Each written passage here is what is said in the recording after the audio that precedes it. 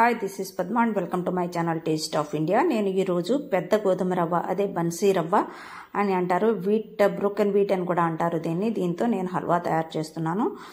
దీనికోసం నేను ఒక మందపాటి కడాయిలోనేమో 1/2 కప్పు నేను ఘీ తీసుకున్నాను. అందులో సగం మాత్రమే వేసేసి 1 కప్పు ఈ వీట్ని, బ్రోకెన్ వీట్ని చక్కగా వేయించుకోవాలి. 8 to 10 minutes సమయం పడుతుంది. నిదానంగా వేయించుకోవాలన్నమాట నేతిలోని.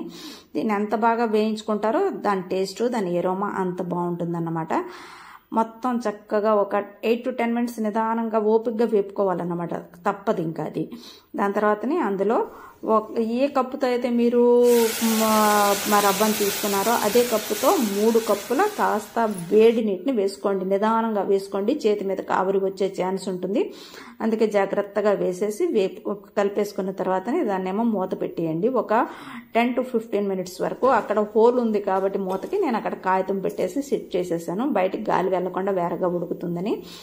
దీనికోసం 1.5 కప్పు బెల్లాన్ని తీసుకొని అందులో 1/2 కప్ ఏమో నీటిని వేసేసి జస్ట్ ఇది బెల్లం కరిగే వరకు అయితే చాలన్నమాట.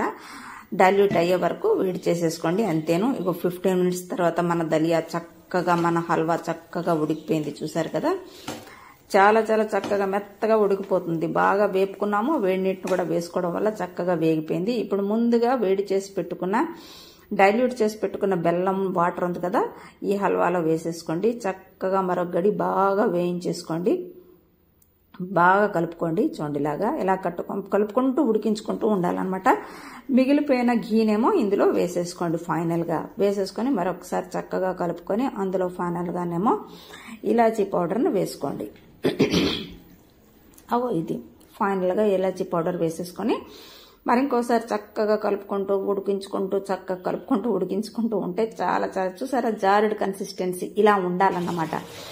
దాని తర్వాతని మరొక గడి ఉడికించుకున్న తర్వాత స్విచ్ ఆఫ్ చేసేయండి ఫ్లేమ్ని.